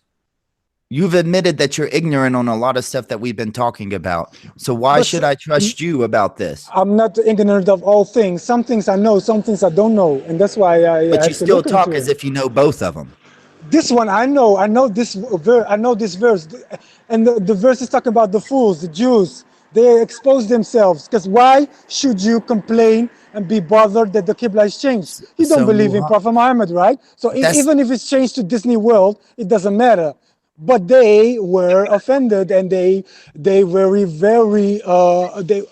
couldn't take it that the Qibla changed from Jerusalem to Mecca. That means they got exposed, and that's why Allah called them fools. You don't understand why they were. Look at the verse. Allah calls them fools. Why did Allah call them fools? What? Tell me that. Look, you don't understand why they got offended. You have to understand the verse. You have to. Benny, why they you don't understand why they got offended. The offended part is that Muhammad claims to be part of the religion of Abraham. Okay, so he's following everything that the Jews allegedly do, and he's doing it right beside them. And then all of a sudden, he changes it. And they're saying, hold on, if you're supposed to be doing the same stuff that we're doing, you're part of the Abraham religion. Now you have to explain why this is happening. And then and that's logically would be why all of a sudden Muhammad has to come up with this concept that no, Israel is now the third holiest city. Now he has to come up with this concept that, oh no, the Kaaba was built by our ancestors and then rebuilt by Abraham and then Ishmael. He has to come up with all these side stories to still try to keep this Abrahamic concept. And the Jews not necessarily were offended. They're just saying, look at this guy. He's trying to say that he follows Abrahamic religion, but every time he wants to do something different, all of a sudden our Abrahamic God just says, oh, here's a verse that says it's okay because Muhammad wanted to change it. Muhammad wanted this, so let's give Muhammad whatever he wants. That's the problem here. They're not offended because they believe that Muhammad is really following Abrahamic religion. They're offended because he's innovating to the Jewish religion. He's changing it. You're entitled to your opinions, but that's not what the verse say. If you read the context, it all starts with Abraham building the house. It's already building up. The context is building up, is going to be building up, and now comes the climax. Not the climax, but you can follow up. Now it's changing to Mecca. Why is changing Mecca? Because your forefathers used to build the house. So the Jews are exposed because they were offended. No. So it's building up. Did If you read the context, it's very clear. Register to you, dude? Did anything I say? Have you read the previous verses? Have you read the previous verses? Then you can follow along. It's building up to a climax. It's building up. It's connecting. Everything is connecting. The dots is connecting. It's very clear. Just read the context. You're talking about history and that, but up until Muhammad's death, there is no evidence historically or religiously in any holy text, in any secular history, on any trade route, or by any political entity or any world power that mentions Mecca. Mecca does not exist up until Muhammad dies. There's Becca in the Bible. Becca. They changed the M to B. Becca. What's Becca? Can you tell me where Becca lies in the Bible? In the Bible, it says Becca. Becca. Where's Becca? Every serious historian does not refer, because you're playing the phonic fallacy. It's like so you trust in the rabbis? They tried to kill the Messiah, and you trust in the rabbis. They changed everything. Those rabbis are dead, dude. Those rabbis are dead. One at a time. Thunderous. Just one point, Thunderous. Can you not see that the rabbis trying to kill the Messiah, and now you're trying to rely on the rabbis? They changed everything. They changed Mecca to Becca. It's very clear. You don't see that? I don't understand. You mean they changed Becca to Mecca? You just said Mecca to Becca, because that would not make any sense, would it? In the Bible, it says clearly Becca. Becca. Where's Becca in the Bible? In the wilderness. Kedar. The valley of Kedar. The valley of Kedar. That doesn't give it a location, does it? You know just what? In the wilderness. Just in the wilderness. You know what? With this kind of logic, you may as well turn around and say that the Muslims worship Akbar the mouse, Allah Akbar the mouse. Because if we're going to play the phonic fallacy game, okay, it is a phonic fallacy. But anyway, let's move on, because we're not going to get anywhere with Benny on this one. Anyway, he got that from. He got it from his normal DVD from the halal shop when he went down to get okay, that's right. And he got a DVD from Zakir Naik, and he said Becca sounds like Becca in the Bible. Thunderous. Okay, I don't think that helps us. Let me just put it to you and to Weiser. What is your objection if we step into the Muslim worldview, right? And we claim that we're Muslims, and Muhammad gets a message from Allah. Let's assume that this is true and not what you were saying. And Allah says to Muhammad, hey, I now want you to point towards Mecca. This is the new holy site. I am changing this. What would be the problem from a Muslim point of view? Obviously, you guys will critique it from an external point of view, but why should a Muslim have any problem with this if they're following it and Muhammad got a message, which is what he claimed, or that's what they claim he got, and he changed it to Mecca? Okay. It wasn't a message first. It was Muhammad's decision. It wasn't like Muhammad's praying towards Jerusalem and then gets the message and then immediately turns around. Muhammad wanted to pray. He was in prayer, wanted to pray to Mecca instead, stopped his prayer, turned around, started praying to Mecca. So all the other Muslims did it. And then the hadith actually says that those Muslims started going around telling other Muslims that Muhammad had changed his prayer. The hadith doesn't say anything about that Allah told them to change the Qibla. The Qibla means direction. Okay. Well, it does say here that partly what you're saying, but it says Allah's messenger prayed to facing this other's place in Jerusalem for 16 or 17 months, but he loved to face the Kaaba. So Allah revealed, verily we have seen the turning of your face to the heaven. Presumably the heaven is now Mecca, or the Qibla. So Prophet faced the Qibla, and the fools amongst the people, namely the Jews, said, what has turned them from the Qibla, which they formerly observed? Sorry, what has turned them from Jerusalem, essentially what they formerly observed? And Allah revealed. So obviously this verse came afterwards. You're correct. The verse came afterwards. And then there's a hadith. I don't think that's the hadith that I was looking at. Which one? What book is that? 2? This is in reference book 8. So 15. no, I'm looking for a hadith that's in either book 2 or book 3. But in it actually states that the Muslims started going around and telling other Muslims that Muhammad had changed his Qibla to Mecca. So those Muslims started changing their form. So that just shows that either Muhammad and Allah are equal in the eyes of these Muslims.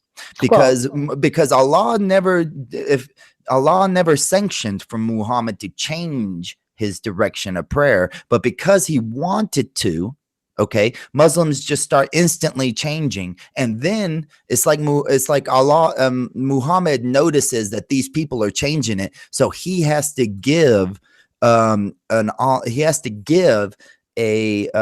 revelation saying that it has officially changed. Because I'm sure that there were people, even though it's not in the source material that I found yet, I'm sure there were people who were like, oh, well, look at these Muslims changing it when Allah hasn't told them to do it, but they're just doing it because Muhammad did. Yeah, you get what I mean? Yeah, I do. But I think from a Muslim's point of view, they're not going to have a problem with this. I just put myself in their shoes. Of course now. They're not. They're going to go, well, hey, if Muhammad did it, he was in some way, he and God are having a connection. You know, it may be that he had a feeling towards that, but God is guiding him to have that feeling, and then God actually gives him the message. So what I'm saying is, from their point of view, we can critique it, but from them, they're not going to see it as a strong critique because Muhammad is the prophet and he's getting messages backwards and forwards to Allah. No, you can see clearly. Not getting the message. That's you the can whole see clearly that Allah loves His messenger so much that even if he doesn't say nothing, just look at the sky. He just looks at the sky, and Allah already changed the direction for him. That means how much he elevates his prophet. There you go. How much honor he gives his prophet. He gives this prophet so much honor that he only has to look at the sky, and he knows what he doesn't have to say it. He doesn't have to say to Allah, Allah, I want to pray the direction to Becca. He knows it already, and he changed it for him. So That's that how doesn't mean honor he gets. Benny, that doesn't say anything. That doesn't counter any argument that I just made. What I made was the argument that Muhammad wanted to do something. Okay, so then he did it. And he changed it. And then people started changing the religion before Allah said that it was okay to change the religious prayer. But then it had already become so widespread that Allah had to send down a revelation because even though it's probably not in the source material, you'd have to read them in a stock probably to really find it. But there had to be some smart aleck out there who's like, look at these people. They're changing their Qibla, and Allah never said that was okay. They're just following Muhammad. Whatever Muhammad says, whatever Muhammad does is equal to what Allah wants. Isn't that strange? No. Can I reply to that? No. He doesn't follow his own desires, because if he would change the rule, Allah, then Allah would definitely put him in his place. No. You cannot just change laws without permission of God.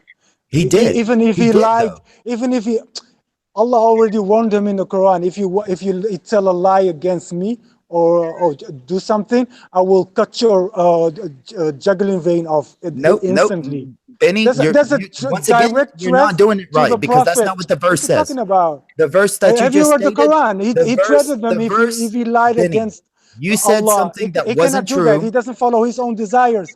I don't know Kenny, which source you have. Can you put it on the Benny, back chat, your source? stop, Benny. You're getting riled up because you're trying to tackle various topics at one time when we're talking about something very specific here. The verse that you just mentioned is if Allah says that if Muhammad created something that was not given to him by Allah in Revelation, then Allah would certainly cut off his main vein, essentially. And then it also says that nothing Muhammad does as the messenger giving the message is the context. Muslims are very big about context. It's saying that while he's giving the revelation, nothing is of his own will. Nothing is of his own desire. Now, none of those address what I just said. I did not say that Muhammad lied about changing the Qibla. I said that that he decided to turn around and change the Qibla. You cannot do that. And you then, cannot do that with the permission of God. You cannot now, do that. You can ask every Muslim. Benny, You cannot change stop. the Let me direction of finish what I'm prayer talking without about. permission of God. Let me finish. According to the Quran, in the context of the verse that you mentioned about he does nothing of his own desire, that is talking about revelation, giving revelation. It does not mean that he cannot turn around and face the Qibla by himself without Allah telling him to, because that's exactly what this hadith says that he did, that he turned around of his own fruition, that he wanted to. So he did it. Now, what you're trying to equate is, well, Allah allowed it, so then therefore it's revelation, it's prophecy, it's honor bestowed upon him. Well, no, because you don't say that about when somebody goes out and kills somebody. You don't say, well, Allah allowed it, so it's a great honor on that person. It's a great, so you can't be hypocritical on this. You have to play it straight and narrow. What I am saying is very plain. Muhammad was in a prayer. He wanted to pray towards Mecca. He had, as far as we know, he had not received the Abraham built the Kaaba verse. He had not received anything that that says for Allah to change, for Muhammad to tell the people to change the Qibla towards Mecca. But all the people started doing exactly what Muhammad did. And then they started telling other Muslims to pray towards the Qibla before this verse was revealed. I mean, towards Mecca. So nothing I said applies to the two verses that you just gave. Okay, so I'm going to bring this to a stop here. Why so? I think what you'll need to do here is to bring some sources here, because what I can see and what Benny has said and what I can see Muslims saying is that's fine, but he's rightly guided. Okay, so what you will need to do then to shore this up and to show that you are correct is to show some verses. We don't have time to do it now. I'm going to bring the show to a close. I'm going to do a hadith of the day in a moment. We can go to an after show. But if you want to come onto a show where you can show that, in fact, anything that he does, if he did this and he did it of his own volition and it was separate from Allah, then we've got a point. But you need to bring the sources to do that, because they are going to counter you and just say, hey, he was rightly guided. From the moment that Gabriel spoke to him, he's rightly guided in anything that he did, even if Muhammad didn't directly give him I'll bring a verse. I can bring a verse right now. No, I don't want to do it now. No, I want to do it later. Just 20 seconds. Why? So it's never 20 seconds with you, and it's I promise it is. He wants to go backwards and forwards, so we'll do it at another time. Surah 66 is all I got to say. Y'all go ahead. Good. We'll look that up for next time. It's 10 o'clock now. I want to bring the show to a close at 10 o'clock. We'll go to an after show on Discord. I've posted the link. I'll post it again here for people who want to come and join us there. And you're more than welcome to come and let me just bring it up here again. Here it is. Oh, make sure I've got it here. Here we go. There's the link on Discord. Where is the link? It's in. I'll post it for us here in the side chat. So let me do that for you guys here. There's the link to it in the side chat. That's the same one. Yep, that's the same one that's in the main chat as well. I want to thank you. If you guys want to come on again next week, please do. Stops will be here as well. And if you want to, so come on and we can do a little bit longer, because I'd actually like a little bit more than just a single verse, and we can do a little session on this. I think that would be useful here. And then Benny can speak about it. But I'd like you to actually bring the resource for all of us. That verse, and we'll go through this. So maybe there's a little presentation you can give about this to show that, hey, if he did this, and there's no indication that he was in any way rightly guided by Allah, then this was of his own volition. Can I make a suggestion? May I make a suggestion? But for the beginning of next week's show, maybe if YSO does do that, because if we're finishing on this ayah, this verse, that would be a great starting point to start from next week with, as we did today, we read the verse from last week to continue this week. And if we did this week, next week, and with YSO doing his presentation, that'd be an excellent start to, to set the mood, so to speak. Right. I don't know if you can commit now. If you can't, YSO, you and I can chat afterwards. And we'll see if you're available next week to just do a short one on this, but a little bit more thorough than we have time now, because I want to try and bring these to a close at 10 each time. Otherwise, it goes on a bit long, and then we go straight to Discord. So if that's available, great. If you want to chat to me afterwards, that's no problem as well. So on that note, let me just bring up a hadith of the day, and then we will bring it to a close. We'll go on to Discord, and we'll continue there. So here's the hadith, which relates exactly to this. So this is in book reference, book 8, hadith 50. This is Sahih Bukhari, hadith 399. There's a second reference. They give two references. One is an in-book reference and one is an English reference. So depending on which one you want, it's visible on the screen there. Narrated by Bara bin Azib. Allah's Messenger prayed facing, and I won't even try and pronounce that, but it's somewhere in Jerusalem for 16 and 17 months. But he loved to face the Kaaba at Mecca. So Allah revealed, verily, we have seen the turning of your face to the heaven. And that's 2:144, which we've read. So the Prophet faced the Kaaba, and the fools amongst the people, namely the Jews, said, what has turned them from their Qibla, that's Jerusalem, which they formerly observed? Allah revealed, say, to Allah belongs the east and the west. He guides whom he will to a straight path. A man prayed with the Prophet facing the Kaaba and went out. He saw some of the Ansar praying, and the Ansar prayer with their faces towards that's towards Jerusalem. He said, I bear witness that I prayed with Allah's Messenger facing the Kaaba. So all the people turned their faces towards the Kaaba. So there's a book. I know that's not the same one that Weiser was talking about, but that's a hadith of the day.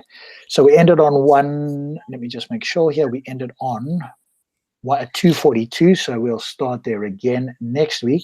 I want to thank Weiser, Thunderous, and Benny. Thank you to all the viewers. We'll be back again next Friday at 8 p.m. We're now going to Discord. I will post that one more time in the chat here. You can get that directly on your browser. You can download the app on your mobile phone and on, certainly on a Mac and possibly on Windows as well. It's worthwhile. A lot of people are moving to Discord. I speak a lot more in Discord than I do here. So worthwhile having. With that, thank you, gentlemen. And we will be back again next week at 8 p.m.